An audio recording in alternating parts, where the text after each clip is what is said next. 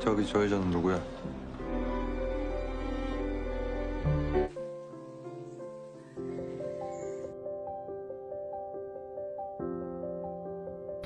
Cinta sesaat adalah salah satu yang terberat. Mereka datang hanya dalam waktu singkat, melakukan apapun untuk bisa mendapatkan manfaat, membuat terlena hingga tanpa sadar hati pun sudah terpikat. Cerita berlatar mundur pada tahun 1915 saat Jepang menduduki Korea. Awal cerita, seorang ibu pergi ke tempat seorang peramal. Ia menceritakan tentang dirinya yang telah kehilangan 3 putranya, dan hal itu membuatnya takut jika ia terkena sebuah kutukan. Dan sekarang ia pun tengah mengandung. Ia sangat ingin bayinya terlahir selamat, agar suaminya yang tunawicara bisa sangat bahagia. Kemudian dengan bantuan seorang dukun, ibu itu pun berhasil melahirkan seorang putri yang diramalkan akan memiliki kehidupan yang cerah.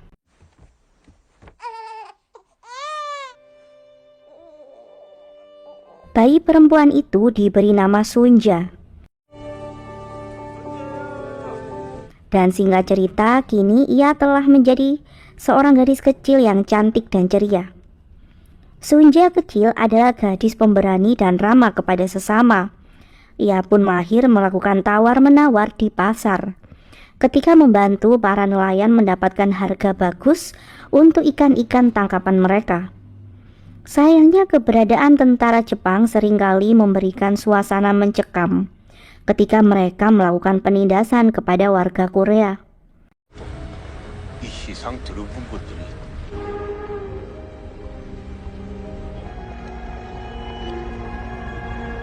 Cerita kemudian maju di tahun 1989 di New York, Amerika.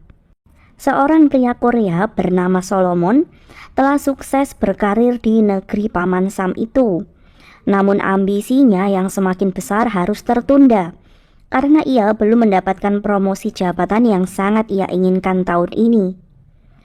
Solomon yang tidak pantang menyerah itu kemudian menawarkan proyek besar yang akan ia kerjakan dengan sukses, asalkan setelah itu ia harus mendapatkan promosi untuk jabatannya. Kemudian karena proyek yang akan ia kerjakan, Solomon kini harus kembali ke tanah kelahirannya.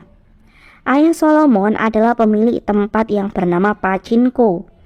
Ia terlihat sangat bahagia dan bangga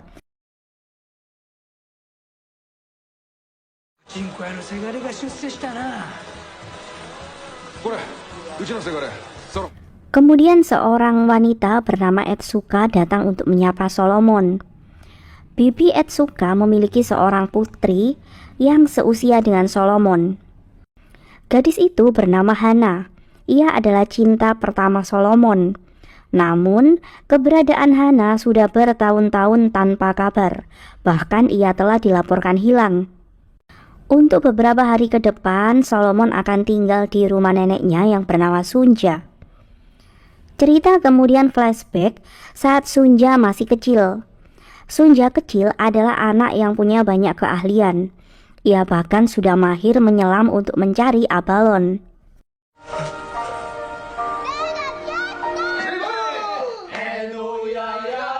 Orang tua Sunja memiliki bisnis persewaan kamar untuk para nelayan. Dan malam itu, beberapa nelayan sedang menginap di sana. Salah seorang nelayan yang sedang mabuk tiba-tiba mencurahkan emosi dalam dirinya yang begitu kesal dengan penindasan di tanah airnya sendiri. Namun ocehan pria tersebut justru membuat teman-temannya takut karena membicarakan tentara Jepang adalah hal yang sangat-sangat berbahaya untuk mereka. Bahkan Ibu Sunja sendiri sangat takut jika mereka mendapatkan masalah ketika tentara Jepang mendengar ada yang sedang membicarakan keburukan mereka, karena hal tersebut akan dianggap sebagai pengkhianatan. Kemudian keesokan harinya, Sunja dengan berani menegur nelayan yang mabuk tadi malam, karena yang ia lakukan bisa membahayakan orang-orang di sekitarnya. Kemudian hari berikutnya, beberapa tentara Jepang datang untuk mencari nelayan Song yang mabuk tadi malam. Sunja pun bergegas pergi mencari ayahnya agar ia segera pulang. Ayah Sunja meminta maaf karena seharusnya kemarin ia langsung melaporkan nelayan Song kepada mereka. Para tentara Jepang kemudian pergi karena mereka tidak menemukan nelayan Song di sana. Kemudian hari berikutnya situasi desa kembali mencekam saat tentara Jepang menangkap nelayan Song dan menganggapnya sebagai pengkhianat. Sunja menangis di pelukan ayahnya karena ia tidak tega melihat nelayan Song diperlakukan oleh tentara Jepang dengan buruk. Kemudian saat kaisar yang memimpin Jepang menduduki Korea meninggal, hari itu ayah Sunja pun harus pergi untuk selamanya setelah ia dikalahkan oleh penyakit yang ada di dalam dirinya.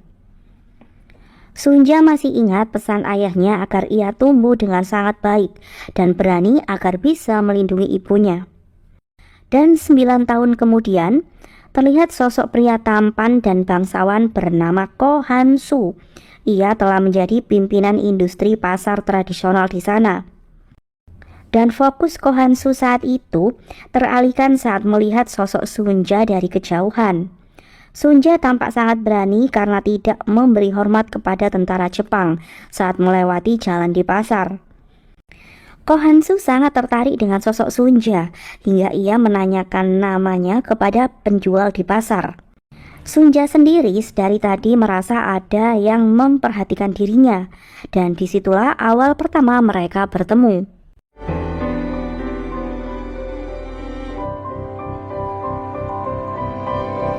Rumor ketampanan dan kekayaan Ko Han Su menjadi perbincangan hangat semua warga desa. Ia terkenal sebagai pria kaya yang menjadi idola para wanita. Bahkan pelayan Ko Han Su sendiri, ia pun jatuh cinta kepada parasnya. Dan selain tampan, Ko Han Su dikenal sebagai saudagar kaya yang kejam. Sesampainya di pelabuhan, Sunja melihat Ko Han Su sedang memarahi nelayan karena hasil tangkapan mereka kurang memuaskan.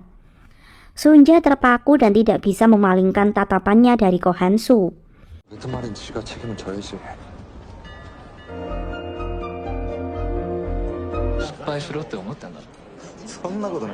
Cerita kemudian masuk ke kehidupan Solomon, cucu Sunja.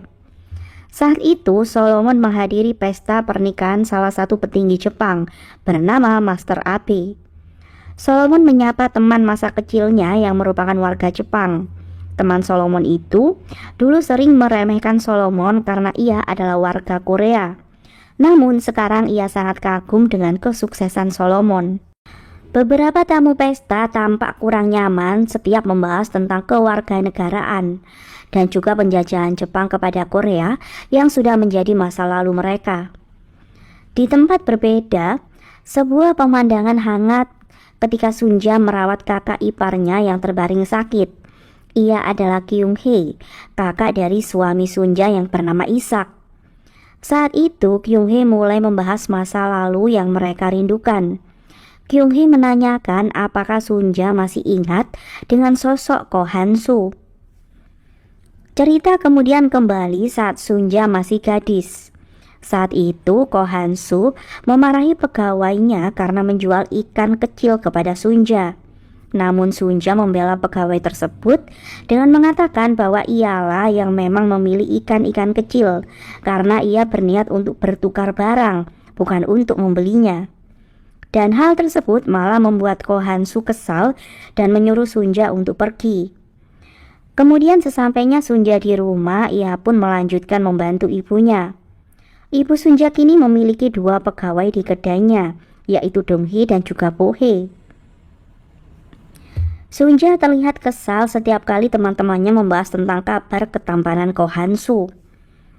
Kemudian hari berikutnya, saat Sunja berada di pasar, ia mendapatkan hadiah dari Ko Han Su yang dititipkan pada seorang pedagang. Namun Sunja menolak hadiah tersebut karena ia anggap kurang sopan jika ia menerimanya. Kemudian saat berjalan pulang, hal buruk hampir saja terjadi kepada Sunja ketika beberapa pemuda Jepang hendak melecehkan dirinya. Beruntung sekali saat itu Ko Han Su datang dan menyelamatkan Sunja. Ko Han Su kemudian mengantar Sunja pulang untuk memastikan keselamatannya. Di sini Sunja dan Ko Han-soo mulai lebih akrab satu sama lain. Dan sebagai rasa terima kasih, Sunja berjanji untuk mencucikan kemeja Ko Han-soo yang kotor karena perkelahian tadi. Dan mereka pun berjanji untuk bertemu esok hari.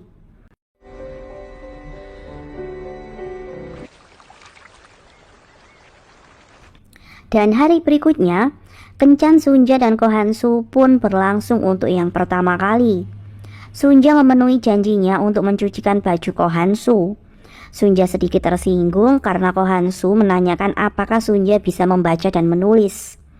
Sunja merasa rendah diri karena ia hanyalah gadis desa bodoh yang miskin dan tidak memiliki pakaian mewah seperti teman-temannya. Ko Han-soo kemudian menceritakan tentang dirinya yang dulu miskin. Namun karena ia memiliki impian, ia pun tidak menyerah untuk mewujudkannya. Ko Han-soo merasa Sunja bukanlah gadis bodoh. Ia pasti bisa jika Sunja mau belajar. Ko Han-soo kemudian mengajak Sunja untuk bertemu lagi esok hari. 선재야, Cerita kemudian masuk ke kehidupan Solomon. Malam itu ayah Solomon mendapatkan kabar dari detektif yang ia sewa tentang keberadaan Hana. Ayah Solomon dengan hati-hati memberitahu ibu Hana, karena kabar tentang Hana sendiri sebenarnya cukup mengkhawatirkan. Ibu Hana tentu sangat senang mendengar kabar putrinya, namun ia tentu sedih mengetahui Hana selama ini hidup di dunia malam. Kemudian di tempat berbeda, malam itu Solomon tiba-tiba mendapatkan telepon dari seorang wanita. Ia pun langsung mengenali suara tersebut sebagai Hana, karena ialah yang selama ini ditunggu-tunggu oleh Solomon. Solomon mengatakan bahwa ia sangat merindukan Hana. Namun Hana menjawab dengan mengatakan ia merasa cemburu karena Solomon memiliki rekan kerja yang cantik. Solomon merasa Hana sepertinya ada di dekatnya dan sedang mengawasi dirinya. Hana kemudian mengatakan untuk sementara waktu ia belum bisa kembali kepada keluarganya, dan ia pun kemudian menutup teleponnya. 하나, 수도 했다. 어디 계셔요? Cerita kemudian kembali kepada kehidupan Sunja saat masih remaja. Sunja dan Ko Han-soo setiap hari bertemu, hingga pada suatu hari saat Ko Han-soo mengajaknya untuk mencari jamur, mereka berdua pun terhanyut oleh perasaan dan terlena oleh godaan.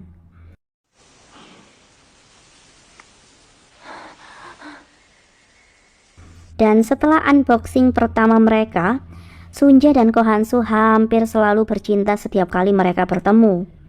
Hingga suatu hari, Sunja menyadari bahwa sepertinya ia tengah hamil buah cintanya dengan Ko Han-soo. Namun saat itu Ko Han-soo sedang pulang ke Osaka. Sunja terlihat sedih setelah mendengar bahwa kemungkinan besar Ko Han-soo tidak akan kembali ke Yongdo. Cerita kemudian maju saat Sunja telah menua.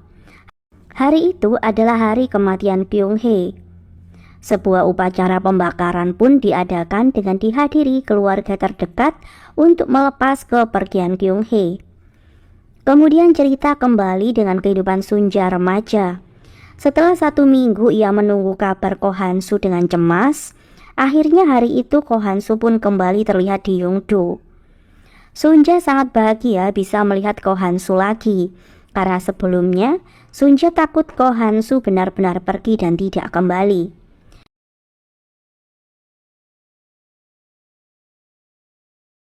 Kemudian Ko Han-soo memberikan sebuah jam mewah untuk Sunja dan berjanji akan mengajarkan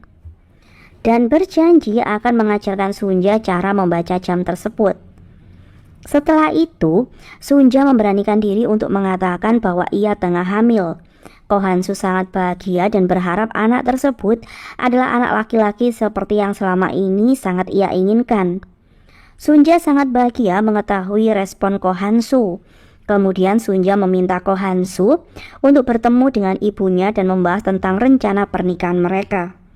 Namun hal tersebut tidak bisa Ko Han-soo lakukan karena ia telah memiliki istri dan 3 orang putri yang tinggal di Osaka. Walaupun bagi Ko Han-soo itu hanyalah pernikahan bisnis yang tidak didasari rasa cinta. Ko Han-soo menawarkan Sunja kehidupan mewah asal Sunja tetap bersamanya tanpa ikatan pernikahan dan melahirkan anak mereka. Janji Ko Han-soo itu sangat menyakiti hati Sunja. Terlebih lagi Ko Han-soo tidak sengaja mengancam Sunja bahwa tidak akan ada pria yang mau menikah dengan anak dari orang tua yang tunawicara seperti ayah Sunja. Dan Sunja pun akhirnya memilih untuk pergi meninggalkan Ko Han-soo yang masih marah dan berteriak kepadanya. 내 자식을 병신으로 날지도 모르는데 당장 돌아와.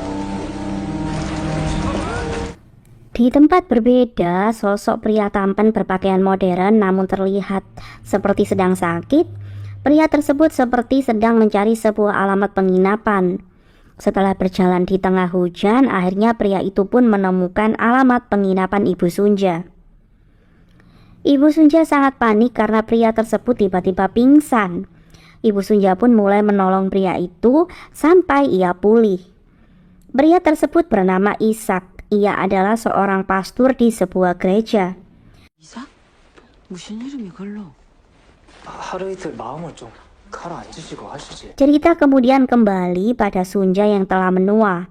Setelah kepergian Kyung Hee, Sunja menyadari bahwa semua yang ada di dunia ini tidak akan berarti ketika pemiliknya telah meninggal.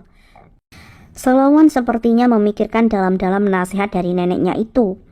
Solomon kemudian mendapatkan ide untuk mengajak neneknya menemui seorang lansia, pemilik tanah yang enggan menjual tanahnya pada perusahaan milik Solomon. Solomon berpikir mungkin neneknya bisa merubah pikiran lansia tersebut nantinya. Dan hari berikutnya, Solomon dan neneknya bertamu ke rumah lansia tersebut.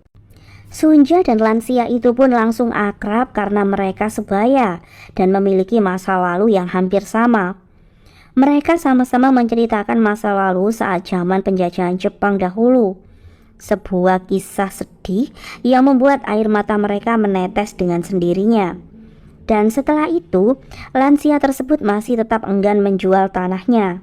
Sunja tentu bisa mengerti alasan temannya itu, namun tidak untuk Solomon yang tampak kesal karena rencananya masih saja gagal. Kemudian beberapa hari setelahnya, Solomon mendapatkan ucapan selamat dari semua teman kantornya.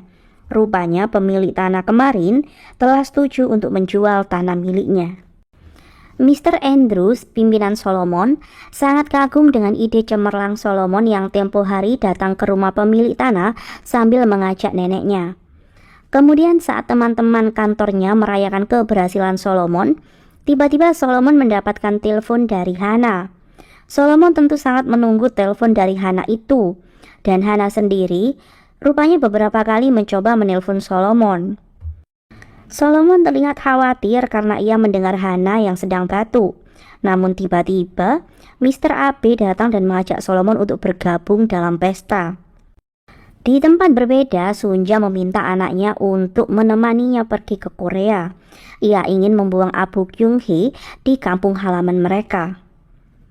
Kemudian cerita kembali saat Sunja masih remaja. Sunja memberanikan diri untuk jujur kepada ibunya tentang kehamilannya.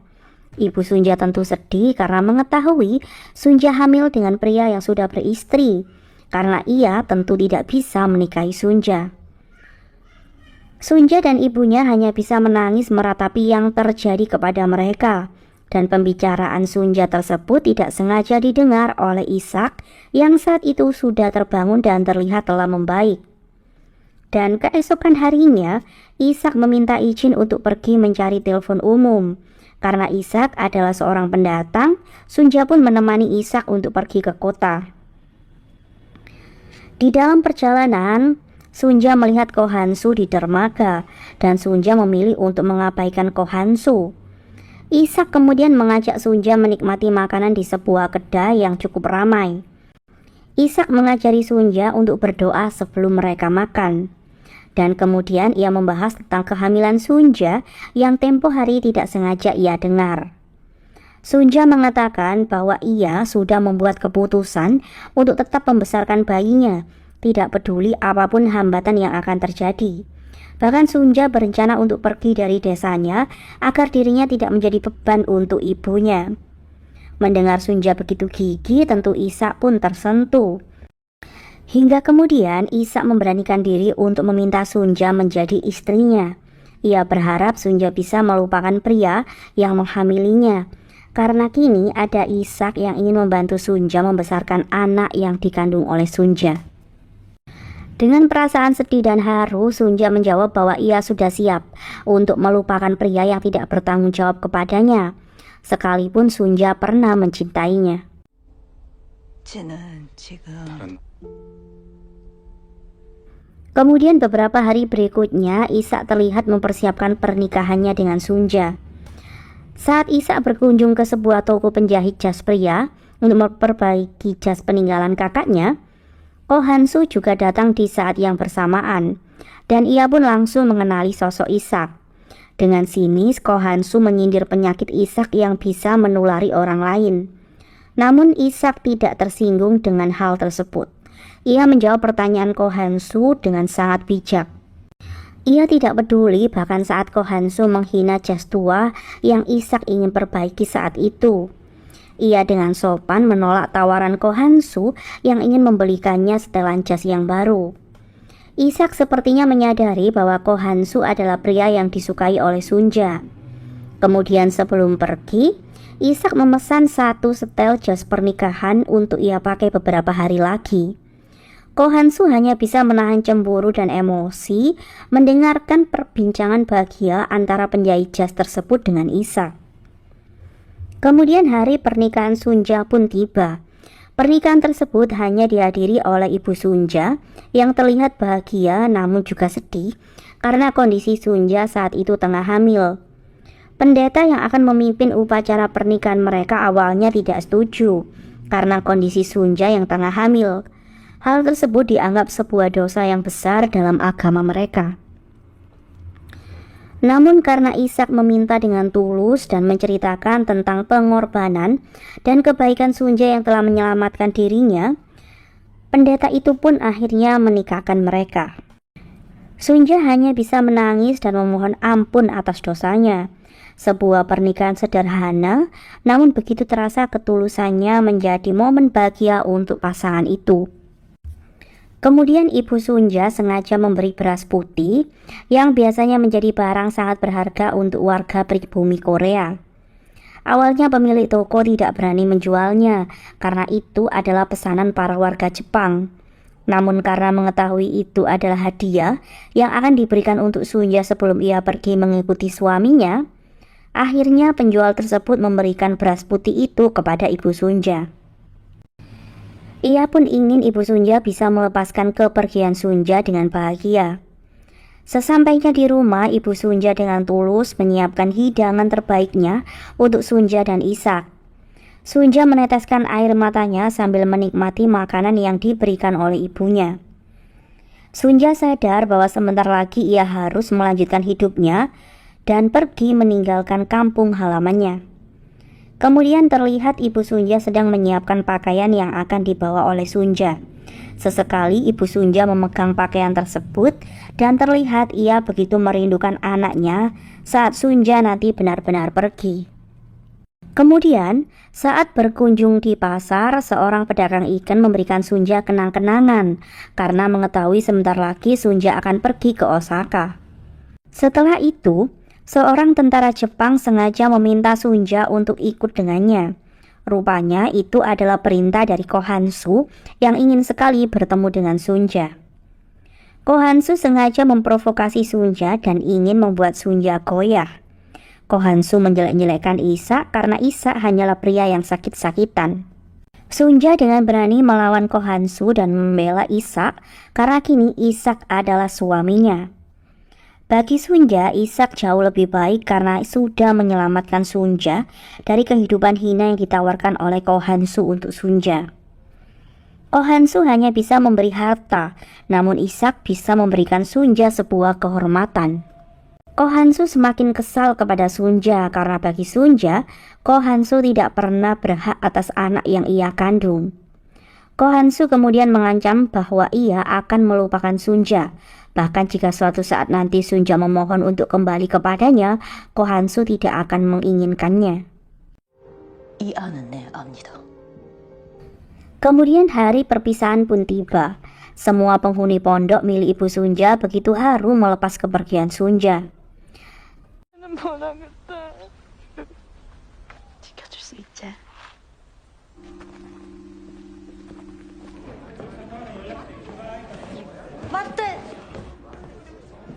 Sebelum keberangkatan kapal, Sunja tidak sengaja bertemu dengan seorang penyanyi cantik yang akan mengisi panggung pertunjukan untuk penumpang kelas VVIP.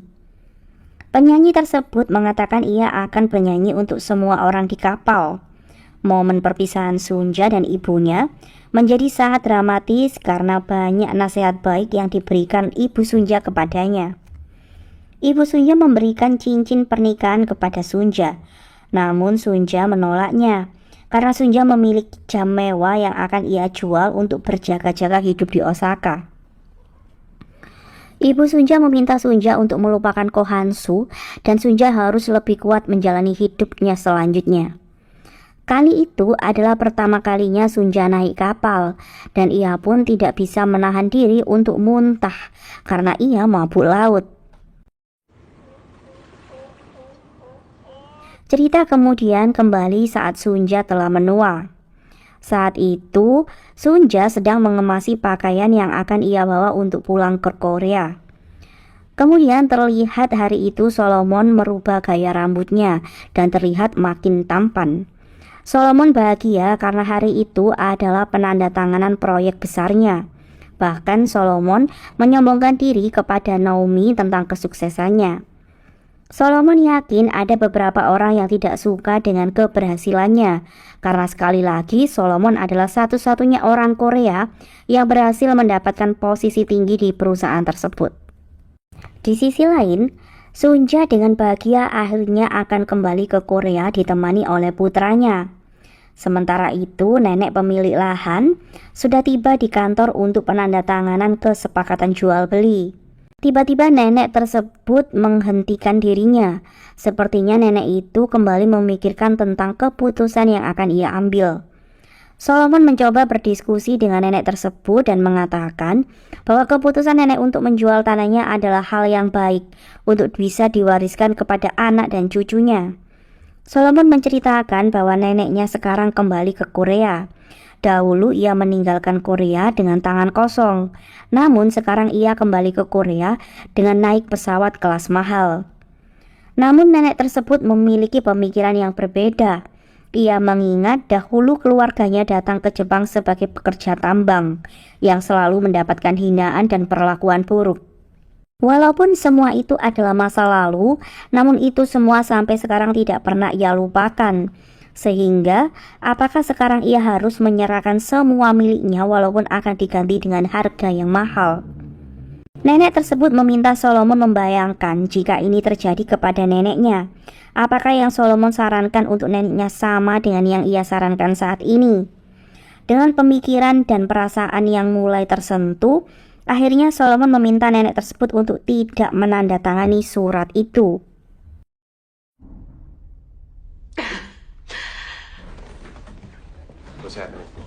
Couldn't you shut up 10 minutes ago, Solomon? Akhirnya proyek itu pun gagal. Solomon mendapatkan marah dari Andrew dan Mr. Abe. Solomon terlihat tidak peduli dengan semua itu. Ia pun melepaskan bebannya dengan berlari menikmati hujan dan kemudian berhenti untuk menikmati alunan musik dari band yang saat itu melakukan pertunjukan di jalanan. Naomi tersenyum melihat Solomon menari penuh dengan sukacita, merayakan beban yang akhirnya terlepas darinya. Sementara di tempat berbeda, Sunja tua akhirnya pun sangat bahagia karena bisa kembali menikmati setiap sudut kota Korea.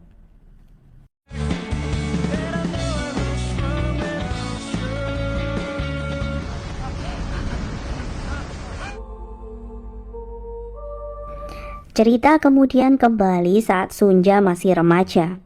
Ishak saat itu pergi mencarikan air untuk Sunja yang terlihat sangat pucat. Ishak sangat menunjukkan perhatiannya kepada Sunja. Kemudian di tempat yang sama, saat penyanyi Korea cantik menikmati makan bersama beberapa petinggi Jepang, Ia menerima perlakuan tidak sopan oleh salah seorang pejabat yang duduk di sampingnya. Kemudian tibalah penyanyi tersebut naik ke atas panggung dan menghibur para penumpang VVIP. Sebuah lagu balad dinyanyikan dengan sempurna olehnya, namun kemudian ia memberanikan diri menyanyikan lagu Korea yang membuat penumpang-penumpang Korea di dek kapal berseru menikmati lagu tersebut. Penyanyi tersebut seperti menyimpan emosi yang selama ini ia pendam. Kemudian saat beberapa prajurit Jepang akan menangkapnya, ia pun memilih untuk mengakhiri hidupnya di depan para tamu VVIP.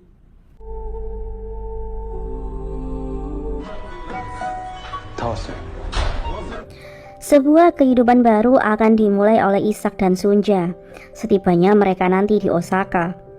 Sebuah lingkungan baru yang harus mulai diterima oleh Sunja. Isak akhirnya bisa bertemu dengan kakaknya yang bernama Yosef. Isak memperkenalkan Sunja kepada Yosef. Dengan sedikit canggung, Yosef mencoba untuk mengakrabkan dirinya kepada Sunja.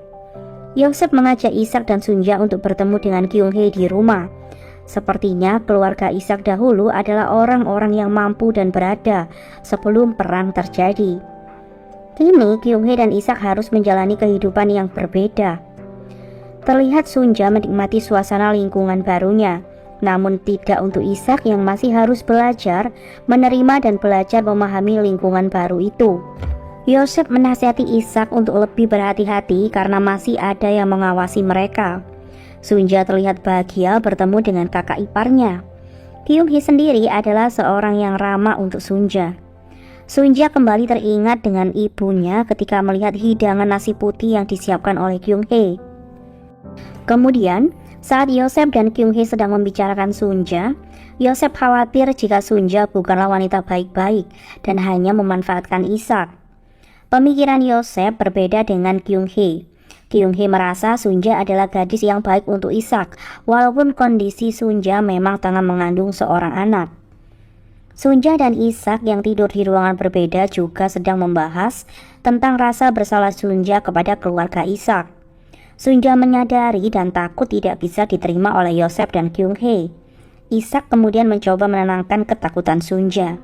Sunja sangat bersyukur karena memiliki Isak sebagai penyelamat kehormatan dan juga kehidupannya. Kemudian mereka pun terbawa suasana dan akhirnya melakukan malam pertama mereka sebagai suami istri yang sah.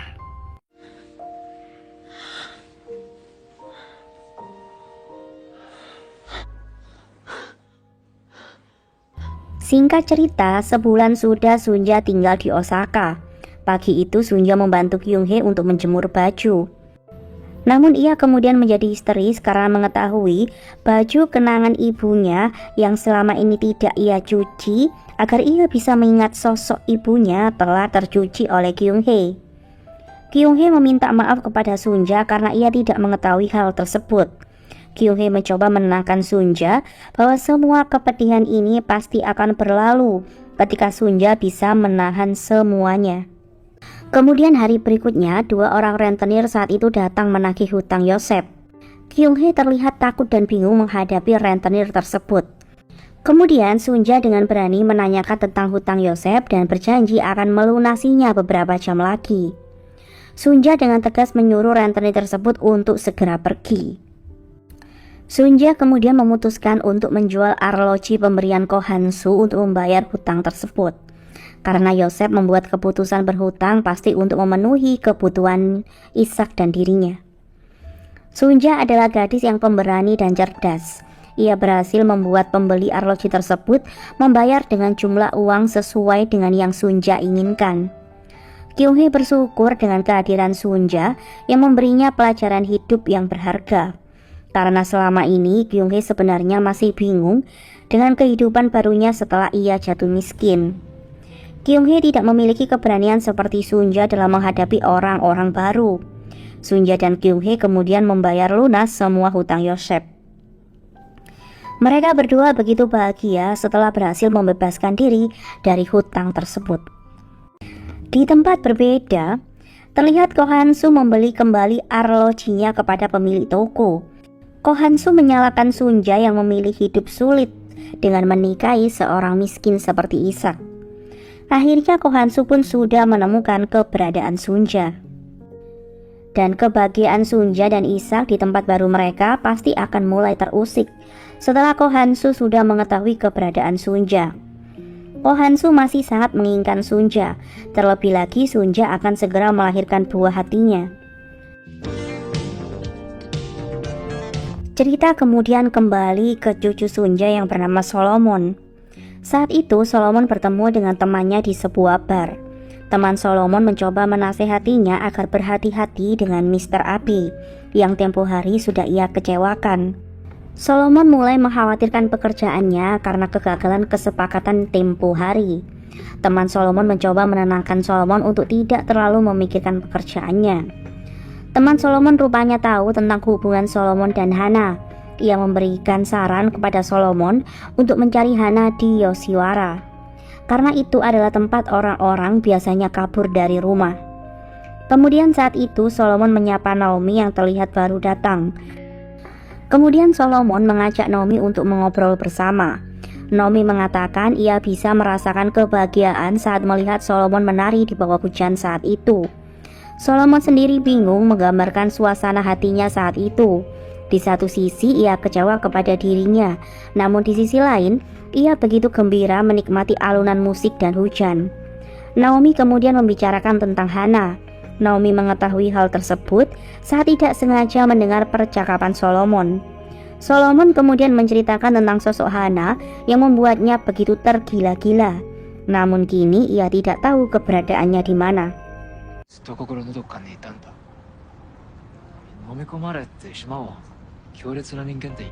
Kemudian hari berikutnya Solomon mencoba mencari Hana di daerah Yoshiwara. Daerah tersebut terlihat sedikit kumuh. Kemudian Solomon akhirnya bertemu dengan teman ayahnya yang bernama Haruki. Solomon diajak untuk berkunjung ke rumah Haruki.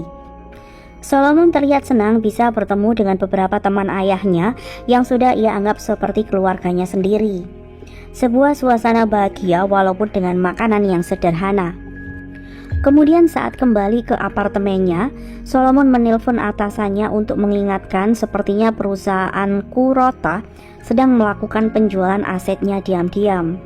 Saat itu Tom meminta maaf karena Solomon sudah dipecat dari perusahaannya karena kemurkaan Mr. Abe tempo hari. Kemudian Solomon mendapatkan telepon dari Hana. Dalam telepon Hana terdengar sangat menangis. Dalam telepon, Hana terdengar menangis dan meminta bantuan Solomon untuk menyelamatkan dirinya.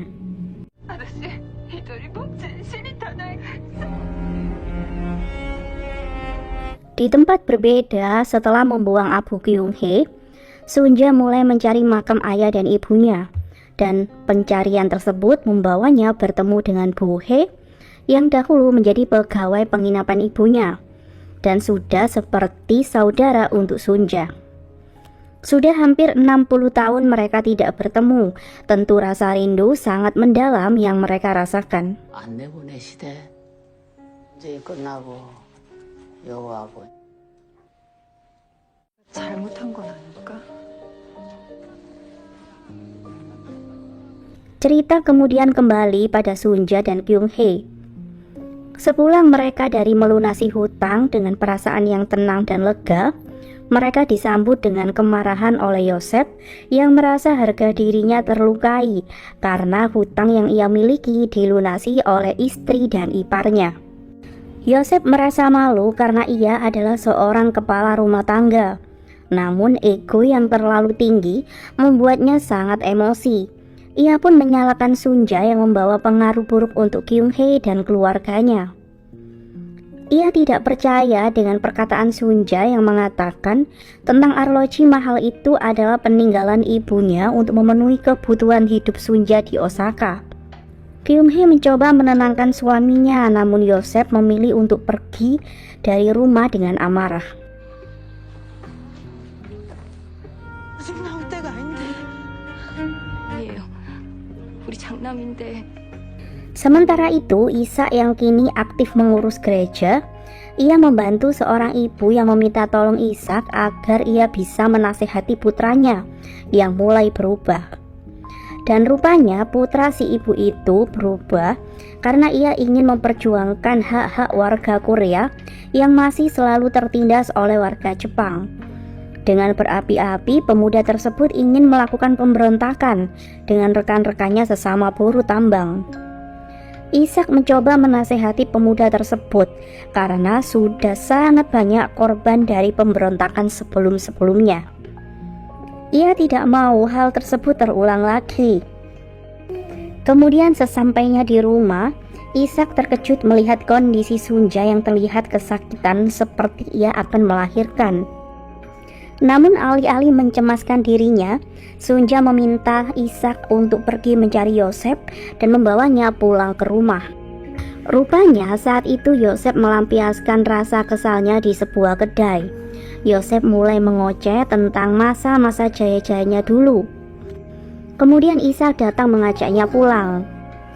Ia memberitahu Yosef bahwa Sunja akan melahirkan, dan Sunja menyuruh Ishak untuk membawa Yosef pulang. Namun saat itu beberapa tentara Jepang tiba-tiba datang dan mulai mengecek situasi di kedai tersebut. Mereka tidak sungkan menghukum warga Korea yang mereka nilai bersalah. Yosef melarang Ishak untuk menolong pria yang sedang dihukum oleh tentara Jepang, dan ia pun kemudian mengajak Ishak untuk pulang. Dalam perjalanan pulang, Ishak sekali lagi menjelaskan tentang Sunja. Ia merasa pemikiran Yosef tentang Sunja terlalu negatif, karena bagi Ishak, Sunja adalah penyelamat hidupnya, dan ia benar-benar mencintai Sunja. Ia ingin melindungi Sunja dan buah hatinya. Sementara itu, Sunja sendiri tengah berjuang antara hidup dan mati, melahirkan putra pertamanya.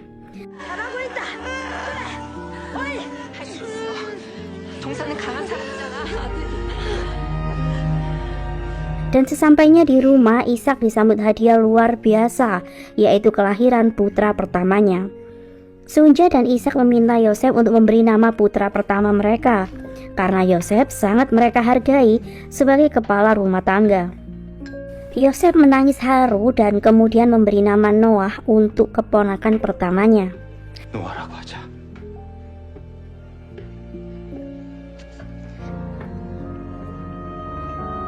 Dan beberapa hari kemudian, Ishak sangat terlihat begitu perhatian kepada Sunja dan Noah. Ishak kini berpenampilan lebih sederhana dan meninggalkan jas mewahnya. Ia merasa di lingkungannya sekarang Tuhan lebih membutuhkan penampilannya yang sederhana. Sementara itu di tempat berbeda, Ko Han-soo memilih untuk menceritakan tentang perselingkuhan yang telah ia lakukan. Namun istrinya justru tidak peduli karena ia sendiri sampai sekarang tidak mencintai Ko Han-soo. Dan ia menyindir Ko Han-soo dengan mengasihani putra Ko Han-soo karena memiliki ayah seperti Ko Han-soo. 聞いてるのか。あなたのことどう思うかしら。 Cerita kemudian kembali pada hubungan Hana dan Solomon. Sejak remaja, Solomon sangat menyukai Hana karena ia adalah gadis pemberani yang berjiwa bebas. Suatu ketika Hana pergi ke sekolah Solomon karena ia cemburu Solomon didekati teman-teman perempuannya. Kemudian Hana mengajak Solomon pergi ke sebuah toko. Solomon tampak takut karena ia tidak membawa uang. Namun ia tidak bisa menolak Hana yang sangat ia sukai itu. Ia bahkan menurut saat Hana menyuruhnya mencuri sebuah permen. Dan sayangnya ulah mereka membuat Solomon harus berakhir di kantor polisi. Namun hal tersebut tidak berlangsung lama karena seseorang yang memiliki kedudukan tinggi meminta pimpinan polisi untuk membebaskannya. Kasus pertama Solomon tersebut membuat ayahnya berpikir untuk mengirim Solomon ke Amerika secepatnya. Dan Solomon harus menerima keputusan tersebut. の家ここやもん。行くんや。ここおったら一生半で背負ってきて。乗れ。残念ですが。 Cerita kemudian kembali saat Hana telah pulang ke keluarganya. Namun saat itu dokter memvonis Hana tengah menderita virus AIDS. Dan usianya tidak akan lama lagi. Sebenarnya rumah sakit tersebut menolak keberadaan Hana. Namun karena ada seorang dokter yang bersedia merawatnya di ruangan terpisah, kepala rumah sakit pun menyetujuinya. Di sisi lain, Demi kesembuhan Hana, Solomon mengajaknya berobat ke Amerika. Namun Hana telah pasrah dan ingin dengan tenang menghadapi ajalnya. Hana masih tampak keren bahkan saat ia sedang sakit. Ia menceritakan bahwa penyakitnya ditularkan oleh seorang pria warga Jepang yang ia kenal dengan singkat. Solomon tampak kurang nyaman mendengar cerita Hana tersebut. Ibu Hana menunjukkan perhatian penuh dan kasih sayang kepada putrinya yang sempat hilang itu. Ia mencoba membayar waktu saat mereka terpisah dahulu. Dan tidak hanya itu, Sunja pun datang untuk membantu merawat Hana secara bergantian. Hana tampak kesal melihat Sunja karena ia dahulu pergi dari rumah karena merasa Sunja menyalahkan dirinya membawa pengaruh buruk untuk Solomon. Namun ternyata Sunja sendiri yang merasa dirinya membawa hal buruk untuk cucunya sehingga ia menyuruh putranya untuk mengirim Solomon ke Amerika. Sunja kemudian menceritakan tentang putra pertamanya yang telah ia hancurkan hidupnya dan sampai sekarang ia menyalahkan dirinya atas kematian putra pertamanya. Kemudian saat hendak menikmati bekal yang ia bawa dari rumah, Solomon datang dan menyalahkan Sunja atas pemecatan dirinya. Sunja kemudian menasihati cucunya itu bahwa hidup adalah sebuah pilihan dan dahulu Sunja sendiri telah memilih hal terbaik dengan menikahi kakek Solomon, padahal ada seorang pria kaya yang menawarkan hidup mewah untuk Sunja. 누가 알베한테 시집 오기도 전 일이다. 네 그거 아나? 한수야, 오늘도 늦으신 게이? Cerita kemudian berfokus pada kehidupan Kohansu. Pada tahun 1923, Kohansu dan ayahnya hidup mengadu nasib di daerah Kanto, Jepang. Ayah Kohansu sangat mahir menggunakan sempoa. Ia bekerja di tempat arena perjudian tinju milik orang Jepang sebagai akuntannya. Sedangkan Kohansu muda, ia sendiri sangat berbakat dan cerdas. Ia menjadi guru les matematika di sebuah keluarga Amerika yang kaya raya. Ayah Kohansu memperkenalkan Kohansu kepada bosnya. Ia sangat membanggakan kecerdasan putranya itu. Bos ayah Kohansu bahkan berniat untuk merekrutnya sebagai pegawai keuangan. Namun ayah Kohansu sangat berharap anaknya bisa mendapatkan kesempatan lebih baik dengan tetap bekerja pada keluarga Amerika. Saat Kohansu mengajar les untuk keluarga Holmes, ia mendapatkan tawaran untuk ikut bersama mereka pergi ke Amerika. Putra keluarga Holmes sangat terkesan dengan kecerdasan Kohansu, dan ia merasa sangat membutuhkan Kohansu untuk melanjutkan studinya di Amerika nanti. Kemudian Kohansu menemui Tuan Holmes untuk menyampaikan surat dari istrinya. Tuan Holmes sendiri tidak segan memuji kecerdasan Kohansu di hadapan teman-temannya. Kemudian, Kohansu menikmati makan siang dengan ayahnya di luar stadion pacuan kuda. Terlihat beberapa warga miskin Korea hanya bisa menonton dan mengintip dari luar pagar pembatas, sedangkan lainnya memilih duduk sambil mendengarkan jalannya pertandingan. Kohansu mengatakan bahwa keluarga Holmes akan membawanya ke Amerika. Ayah Kohansu merasa kasihan dengan anaknya karena harus menjadi bawahan agar bisa mewujudkan impiannya. Namun ia sangat mendukung anaknya untuk pergi ke Amerika, walaupun itu artinya ia harus berpisah dengan putra kesayangannya. Kohansu harus bisa sukses merubah kehidupannya dan meraih impiannya yang tidak bisa ayahnya wujudkan. 이제 보는 눈으로 별 다르게 할 때가 됐죠. 이거 가라.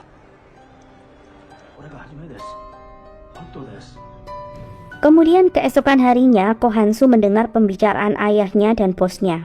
Ayah Kohansu telah mencuri uang bosnya dalam jumlah yang cukup besar, dan ia harus segera mengembalikannya. Ayah Kohansu ternyata menggunakan uang tersebut untuk diberikan kepada seorang wanita Jepang yang ia sukai. Kebodohan ayah Kohansu yang dibutakan oleh cinta membuatnya berjanji untuk tidak hidup seperti ayahnya. Kohansu menawarkan diri untuk meminjam uang kepada keluarga Holmes, namun ayahnya melarangnya karena khawatir hal tersebut membuatnya batal diajak pergi ke Amerika. Ayah Kohansu dengan tegas menyuruh Kohansu untuk pergi meninggalkannya. Ia merasa bersalah jika karena rasa sayang kepada ayahnya hanya akan membuat Kohansu gagal meraih impiannya. Kemudian Kohansu pergi ke tempat bos ayahnya yang saat itu sedang mempertanggungjawabkan kesalahannya.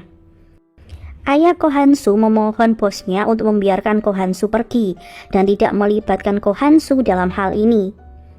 Bos Kohansu sendiri yang bernama Ryoji bisa mengerti keinginan ayah Kohansu karena ia sendiri juga seorang ayah. Namun tiba-tiba saat itu terjadi gempa yang merenggut nyawa ayah Kohansu.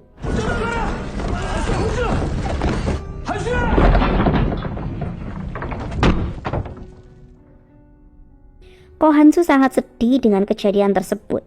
Ryoji yang selamat dari gempa itu kemudian mengajak Kohansu pergi untuk menyelamatkan diri mereka. Mereka kemudian bergabung dengan warga lain untuk mengamankan diri di sebuah bukit. Ryoji mencoba menyadarkan Kohansu untuk tetap tegar melanjutkan hidupnya dan tidak menyia-nyiakan pengorbanan ayahnya. Ryoji menyuruh Kohansu untuk pergi ke rumah keluarga Holmes. Kemudian setibanya di rumah keluarga Holmes, ia melihat keluarga Holmes sedang mengemasi barang-barangnya. Kohansu kemudian mengajak Nyonya Holmes dan Andrew pergi ke dermaga. Namun jalan satu-satunya hanya bisa dilewati dengan berjalan kaki. Kemudian saat mereka menyusuri jalan, tiba-tiba gempa susulan datang dan menewaskan Nyonya Holmes dan Andrew. Kohansu terlihat semakin panik. Ia kemudian bertemu dengan Tuan Ryoji kembali. Saat itu sudah hampir malam dan kota Kanto terlihat hancur dengan kabut tebal menutupi kota itu. Terlihat banyak sekali jenazah di setiap jalan dan Kohansu menatap sedih jenazah Nyonya Holmes dan Andrew. Kemudian mereka tiba di sebuah kedai yang menawarkan minuman seadanya. Saat itu sebuah berita tentang kaburnya tahanan Korea yang mulai menjajah rumah-rumah membuat warga Jepang mulai khawatir. Bahkan sengaja dihembuskan kabar bahwa tahanan Korea tersebut ingin membunuh warga Jepang dengan meracuni sumur mereka. Kemudian saat Kohansu dan Ryoji meneruskan perjalanan mereka, terlihat 4 orang tahanan Korea yang meminta perlindungan dari warga Jepang yang mengejar mereka. Kemudian seorang pria tua menyuruh mereka untuk bersembunyi di lumbungnya. Kohansu mencoba membantu berkomunikasi dengan para tahanan tersebut. Ryoji yang mengetahui situasi sedang tidak aman meminta Kohansu untuk juga bersembunyi dari para warga Jepang yang sedang murka mencari keberadaan tahanan Korea. Kemudian saat beberapa warga Jepang datang menanyakan pada pria tua tentang keberadaan tahanan Korea yang kabur, pria tua tersebut memberitahu arah yang salah untuk menyelamatkan warga Korea yang bersembunyi. Namun tiba-tiba, salah satu warga Jepang curiga dengan lumbung di dekat mereka. Mereka pun akhirnya menemukan orang-orang Korea yang mereka cari dan langsung membakar mereka hidup-hidup.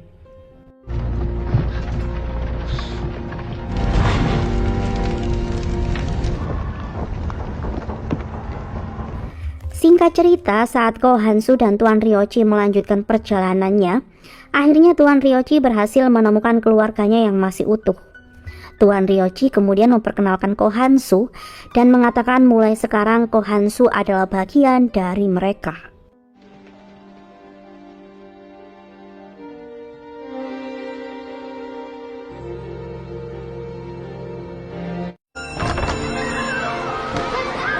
Cerita kemudian kembali kepada kehidupan Sunja pada tahun 1938 di Osaka.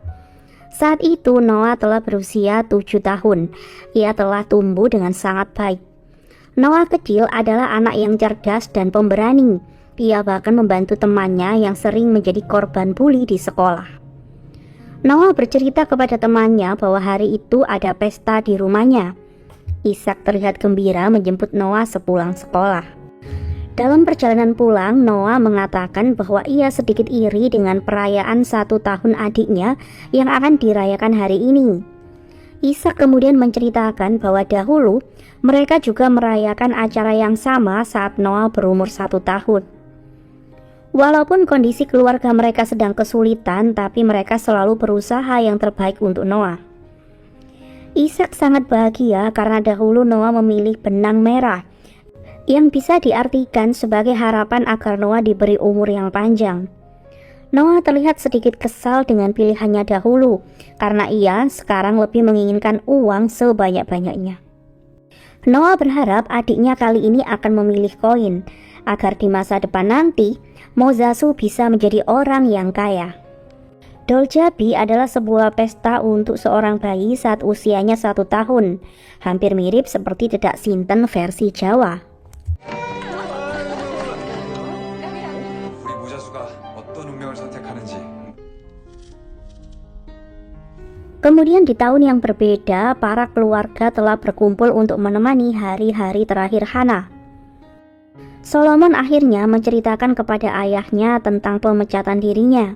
Solomon mengatakan ia tidak bisa kembali ke Amerika, namun ia memiliki pandangan untuk membuka bisnis pachinko bersama Pak Yoshi.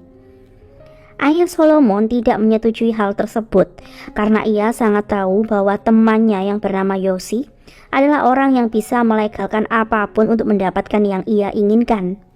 Namun Solomon sendiri tetap pada pilihannya walaupun ayahnya tidak mendukungnya. Solomon kemudian menemui Hana. Ia menjadi pendengar yang baik untuk setiap impian-impian Hana. Solomon mulai menyalahkan dirinya karena dahulu meninggalkan Hana. Hana meminta Solomon untuk berjanji agar ia berusaha keras mewujudkan semua impiannya dan membalas semua perbuatan atasan-atasan Solomon yang selalu memandang remeh orang-orang Korea. 容赦したらあかんで。私のために。 Dan beberapa hari kemudian, Solomon terlihat mengajukan kerjasama dengan Tuan Yoshi. Solomon meminta Tuan Yoshi untuk mendukung idenya untuk membalaskan dendam kepada Tuan Abe dengan membeli tanah milik nenek yang tempo hari menolak menjual kepada perusahaan lama Solomon. Tuan Yoshi terlihat senang dan yakin dengan tekad Solomon untuk memulai bisnis mereka. Di tempat berbeda, Hana ditemani ibunya di hari-hari terakhirnya. Suasana sangat mengharukan tentu karena setelah sekian tahun berpisah, mereka akhirnya pun bisa bersama lagi. Namun mereka tidak bisa memiliki waktu yang lama. Mozasu terlihat kecewa dan merasa bersalah dengan nasib buruk Hana dan ibunya. Mozasu kemudian teringat dengan kakaknya yang sama-sama bernasib buruk. Memori tentang Noah pun terlintas dalam benak Sunja kembali. Sunja yakin nasib buruk Noah tidak akan terjadi kepada Solomon. Kemudian saat menit-menit terakhir Hana, Solomon tiba-tiba datang dan sengaja membawa Hana ke atap rumah sakit untuk menikmati suasana yang berbeda. Solomon tahu Hana sangat menginginkan sebuah kematian dengan nuansa Hawaii. Solomon melakukan hal tersebut untuk memberikan kebahagiaan di hari terakhir Hana.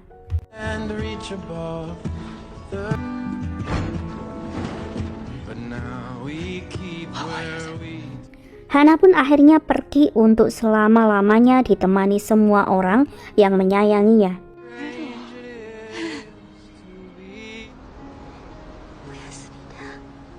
Dan beberapa hari kemudian, Solomon masih dalam keadaan kesedihan karena kepergian Hana.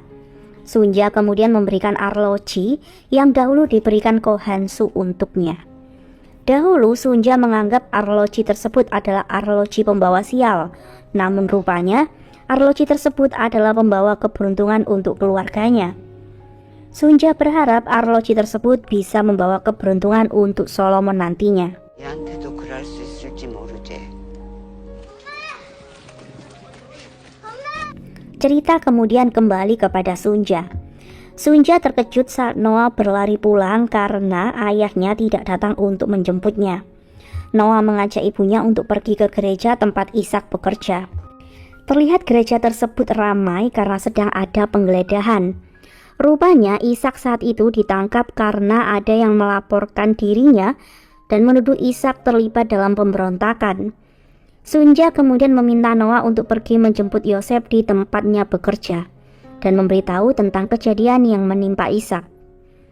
Noah memang anak yang cerdas. Ia menjemput pamannya dan mengajaknya untuk pergi ke kantor polisi untuk menolong ayahnya. Kemudian setibanya di kantor polisi, Yosef berusaha untuk membebaskan Ishak. Namun polisi yang bertugas mengatakan bahwa mereka hanya akan membebaskan Ishak jika ia terbukti tidak bersalah.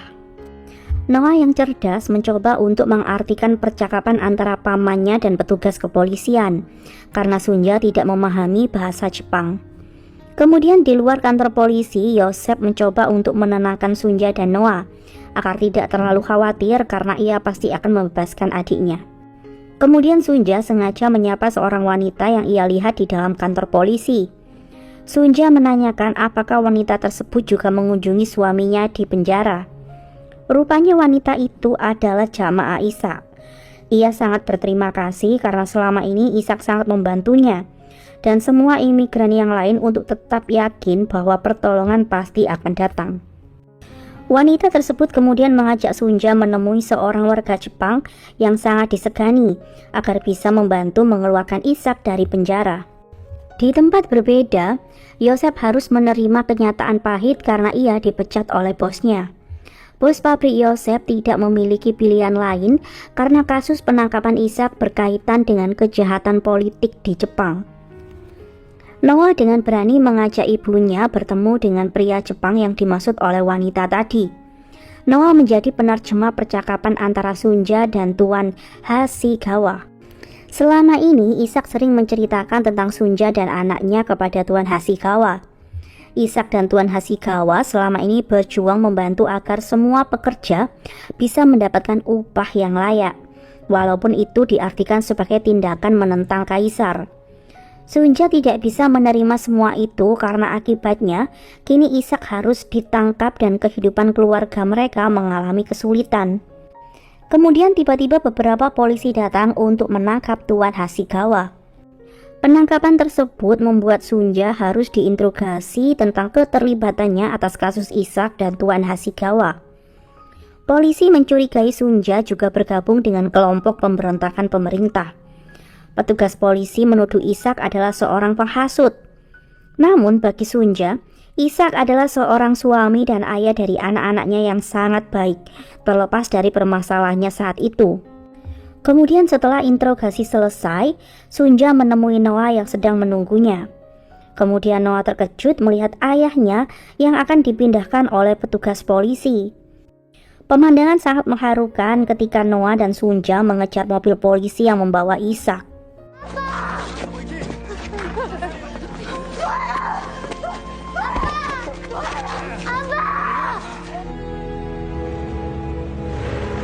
Ishak tidak bisa berbuat apapun selain menangis dari dalam mobil polisi.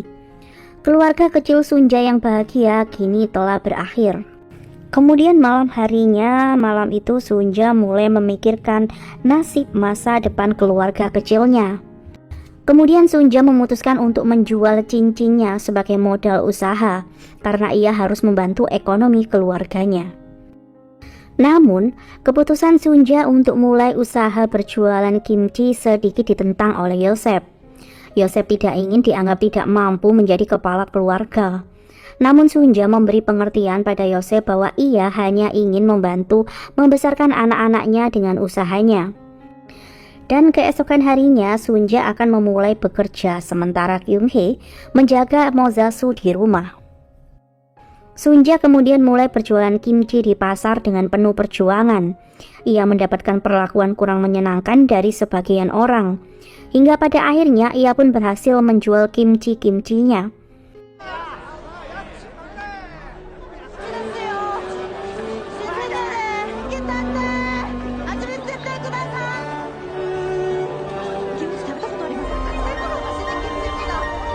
Sementara itu di tempat berbeda, saat Noah akan pergi ke sekolah, Ko Han-soo mendekati Noah yang saat itu terlihat murung. Ko Han-soo kemudian menanyakan kenapa Noah memilih jalan yang lebih jauh untuk pergi ke sekolah. Rupanya Noah ingin mengingat ayahnya karena ayahnya menyukai jalan tersebut. Ko Han-soo menceritakan tentang masa kecilnya yang tidak mendapatkan kesempatan untuk sekolah. Namun karena tekadnya yang kuat, ia pun bisa mendapatkan kesempatan untuk mewujudkan mimpinya. Noah sempat terlihat bingung dengan kedatangan Ko Han-soo yang terlihat mengenal tentang dirinya. Ko Han-soo juga menceritakan tentang gempa di wilayah Kanto yang menewaskan ayahnya dahulu. Namun ia tetap harus berangkat dan berjuang walau masih dalam keadaan kesedihan. Ko Han-soo menasihati Noah agar ia bertahan hidup dan berjuang untuk menjadi seseorang yang unggul dan sukses dan tidak melihat ke belakang. Dan Pachinko season 1 pun selesai. Kita tunggu saja Pachinko season 2 yang entah akan tayang tahun berapa. 지금 그 누구보다도 앞서가야 돼. 네.